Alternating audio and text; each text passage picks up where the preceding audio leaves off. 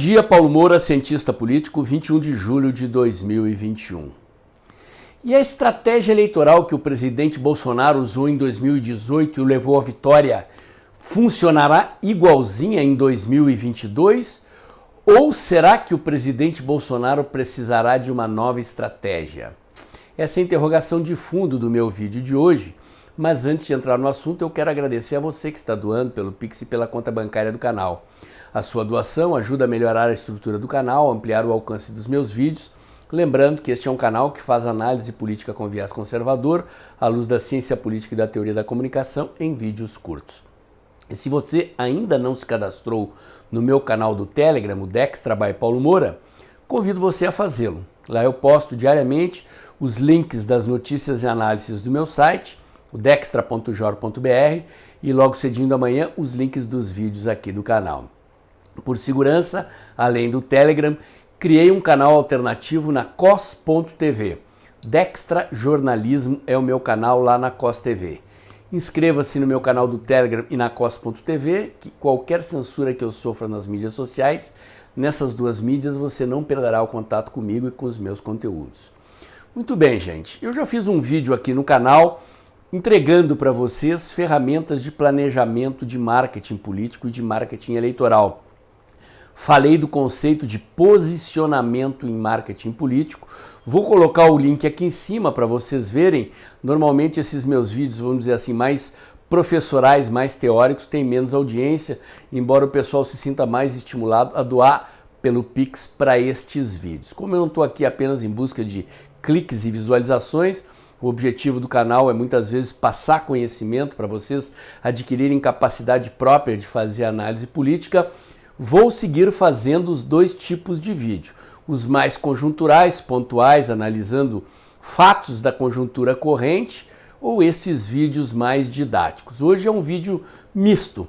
Vou fazer referência a esse conceito de posicionamento, mas antecipar uma reflexão que está me incomodando, pois como analista e como consultor na área de marketing político e eleitoral, eu fico observando o presidente Bolsonaro, tentando interpretar o seu comportamento, imaginando o seguinte: nós já estamos na pré-campanha de 2022 e a aposta estratégica que um candidato faz numa campanha eleitoral é, como eu disse, uma aposta, e esta aposta parte do pressuposto de uma leitura do cenário, de um diagnóstico. Então, se o diagnóstico está errado, a estratégia dará errada. Se o diagnóstico está certo, será preciso desenvolver táticas de atuação, aplicação dessa estratégia na política e na comunicação, de maneira a transformar o diagnóstico correto da realidade numa estratégia correta. Qual foi a aposta do presidente Bolsonaro e do Carlos Bolsonaro, que até onde eu sei foi o estrategista do presidente Bolsonaro em 2018? A aposta de que o povo brasileiro estava de saco cheio da corrupção, de saco cheio do PT e estava com uma disposição de mudar tudo radicalmente. Então, o presidente Bolsonaro adotou um posicionamento antissistema, antipolítica. Embora o presidente Bolsonaro fosse e é um político já com mais de 3 décadas de carreira aí na política, o estilo pessoal do presidente, a sua maneira autêntica de ser, o fato de que ele não tem papas na língua, fala o que pensa, e o fato de que ele passou a bater não só no PT, mas em todo o establishment político em 2018, revelou-se uma estratégia acertada. O fato também de que o presidente concentrou a sua comunicação com a sociedade na internet, enquanto todos os adversários estavam utilizando a televisão, reforçou essa estratégia, porque ele era um candidato contra a política tradicional, contra o sistema. Consequentemente, todos os políticos do sistema estavam usando a mídia tradicional, só o presidente Bolsonaro usando a internet. Então, este foi o posicionamento bem sucedido, leitura correta da realidade. O presidente venceu a eleição. O cenário agora é outro, né? O presidente Bolsonaro é governo e o fato de estar no governo provoca desgastes com segmentos da opinião pública. O presidente Bolsonaro, em meados do ano passado, de 2020, precisou mudar de estratégia.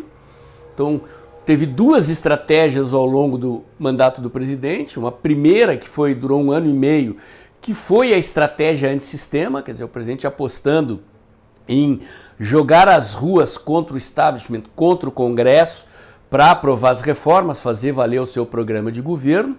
E no momento em que essa estratégia se esgotou, o presidente apostou numa aliança com o Centrão, dividiu o Centrão, trouxe o Centrão para dentro do governo, apartou o Centrão e o STF, apartou em parte, né? Tem gente ali que continua fazendo o joguinho do STF, mas o presidente Bolsonaro então constituiu uma maioria parlamentar, elegeu o presidente da Câmara, o presidente do Senado, conseguiu deslanchar as reformas e estas duas estratégias de mandato, de certa forma, estão por trás da minha análise do que poderia ser a estratégia eleitoral do presidente Bolsonaro para 2022.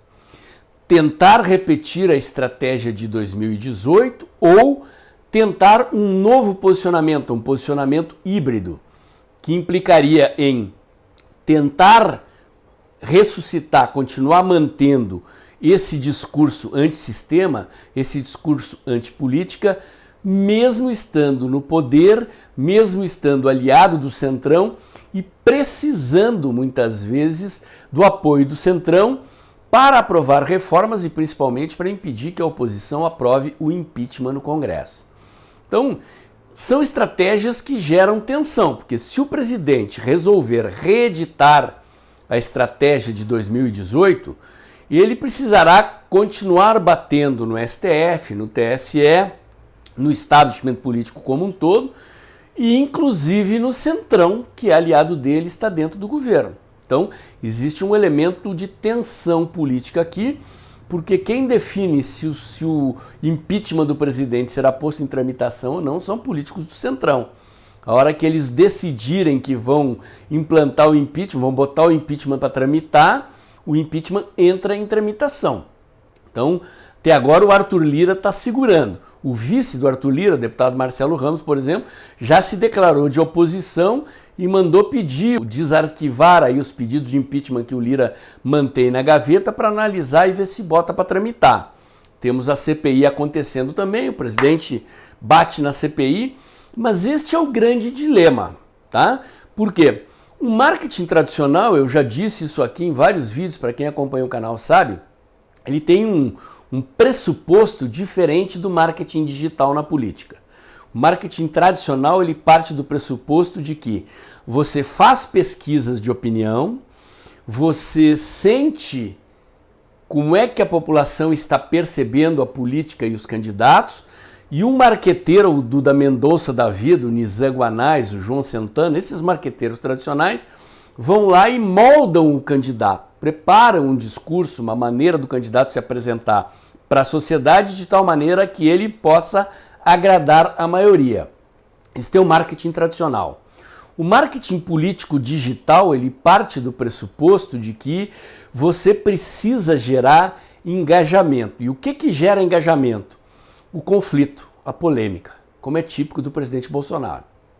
Em 2018, então, gerar conflito, gerar polêmica, bater em todo mundo, foi fazendo com que este eleitor de 2018, que estava cansado, não só do PT, da roubalheira do PT, da incompetência do PT, mas de todo o sistema político, vamos lembrar que a Aécio Neves também tinha sido flagrado em corrupção, então sobrou para todo mundo, PT, PSDB, e todo mundo, o presidente Bolsonaro se posicionou como o único candidato capaz de representar este sentimento antipolítica que existia naquela época. Então, será que essa estratégia de bater sistematicamente no establishment, no STF, na CPI e eventualmente no Centrão funcionará novamente? E as tensões que ela provoca? Né? Estamos diante agora de uma situação típica, a questão do fundo eleitoral. O presidente Bolsonaro anunciou que vai vetar. Como é que o Centrão vai reagir? Já tem uma proposta intermediária lá, não, vão reduzir de 6 bilhões para 3 ou 4 bilhões, a gente negocia com o presidente para evitar que ele vete. Porque se o presidente vetar, a coisa vai à votação, dessa vez no painel de votação, e quem votar a favor terá o seu nome exposto. Então o presidente tem dois caminhos: trombar de frente com o Congresso, com o Centrão, vetar e deixar para os caras o ônus de derrubar o veto, estratégia 2018, ou sentar com o Centrão, negociar, tá bom, eu topo 3 ou 4 bilhões e vocês aprovem isso aí, eu sanciono 3 ou 4 bilhões. São dois caminhos diferentes. Eu estou falando aqui de caminhos de governo, mas isso tem uma projeção sobre o cenário eleitoral de 2018. Uma coisa eu aprendi na política, gente. Já estou há 44 anos na política, trabalho com campanhas eleitorais há mais de 30 anos. É que não existem duas eleições iguais, mesmo que os candidatos sejam os mesmos. A conjuntura muda, as variáveis que interferem no cenário, no tabuleiro eleitoral muda, o sentimento do eleitor, a percepção do eleitor muda e, consequentemente, o estrategista tem que botar a mão no pulso do eleitor, perceber qual é o sentimento preponderante no eleitor e criar uma estratégia de comunicação que conecte o candidato com este sentimento. Então, o presidente já tem o voto de cerca de 30% do eleitorado, que é o que as pesquisas de comportamento eleitoral, de comportamento político mostram que existe no sistema político brasileiro de eleitores conservadores politizados. Em 2000, o presidente ganhou o voto desses 30% e ganhou mais uns 20 e poucos por cento de eleitores, digamos, dos isentões, né? Eles não são nem de esquerda e nem de direita, e o lado que esse grupo for define a eleição. Então o presidente Bolsonaro está desgastado com esses caras. Muitos deles eram a favor do Moro, muitos deles eram simpatizantes do Moro, são anticorrupção. Por isso que a oposição está tentando com a CPI acusar o presidente de corrupto. Nós sabemos que não é, mas eles estão tentando fazer com que o presidente entre na eleição sem poder dizer me chama de corrupto, porra, como ele fazia em 2018. Se a oposição vai conseguir ou não, eu não sei, mas a oposição está tentando. Então, o presidente tem que ficar, os estrategistas do presidente têm que ficar monitorando se esse fator será um fator ou não de desgaste. Então, tem também os liberais, né? Apesar do presidente estar... É o governo com a maior quantidade de liberais que já teve na história do Brasil e que está fazendo as reformas liberalizantes mais profundas que qualquer governo já fez. Tem um monte de liberal aí de narizinho torcido, gostariam que o presidente fizesse reformas puras, como se isso fosse possível, né? Então, essas pessoas, se elas forem para um lado, elas definem a eleição, se elas forem para outro lado, elas definem a eleição a favor ou do presidente Bolsonaro ou do Lula. Até agora não apareceu nenhuma outra candidatura capaz de atrair o voto desses caras. Muitos podem anular o voto, né? E se essa anulação desse pessoal de centro for muito grande, resta saber quem faz mais voto, o presidente Bolsonaro ou o Lula. Esta é a situação, gente. Este é o ambiente. Claro, é muito cedo ainda, né? Eu já fiz vídeos lá atrás perguntando qual será que é o posicionamento do presidente, né? Questionando essas questões. Eu estou refletindo e observando e tentando entregar para vocês ferramentas da ciência política, do marketing político eleitoral, para que vocês interpretem o comportamento do presidente sem precisar de mim. E eventualmente a gente até troca uma figurinha aqui nos comentários, na comunidade do canal, sobre o que é que vocês estão percebendo. Eu confesso que não tenho isso claro para mim ainda. Intuitivamente, eu acho que apenas repetir a estratégia de 2018 não é suficiente, né? Que o presidente Bolsonaro, estando no governo, tendo sofrido desgaste de governar, tendo tomado decisões que desagradaram pessoas, né? Tendo uma oposição feroz e atacando sistematicamente, e estando aliado com o Centrão, quer dizer, o presidente vai ter que fazer campanha aliado com políticos do Centrão, que essa estratégia pode até ter elementos da estratégia de 2018, mas que vai precisar de uma calibragem. Essa é a minha análise. Não é uma análise definitiva, gente. Eu estou aqui pensando alto, refletindo com vocês. Mas são dois caminhos. E repito, quem erra o diagnóstico escolhe o caminho errado e perde. Quem acerta o diagnóstico tem a possibilidade de vencer. Não basta acertar o diagnóstico, é preciso fazer uma comunicação bem feita daquele diagnóstico que nós fizemos do sentimento predominante no eleitor. Identificar o sentimento predominante no eleitor é a chave. No momento em que a gente percebe é isso aqui que o eleitor sente, a gente consegue elaborar uma estratégia de comunicação para conectar o candidato com esse sentimento e eventualmente vencer.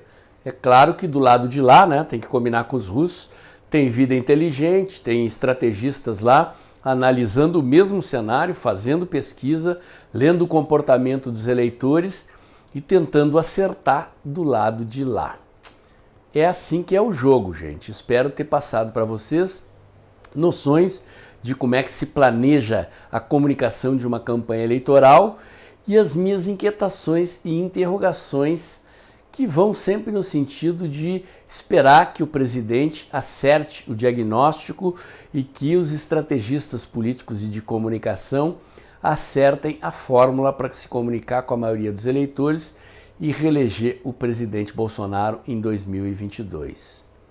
Deus queira, ilumine a mente do presidente e dos seus estrategistas para que a gente obtenha sucesso nas urnas do ano que vem.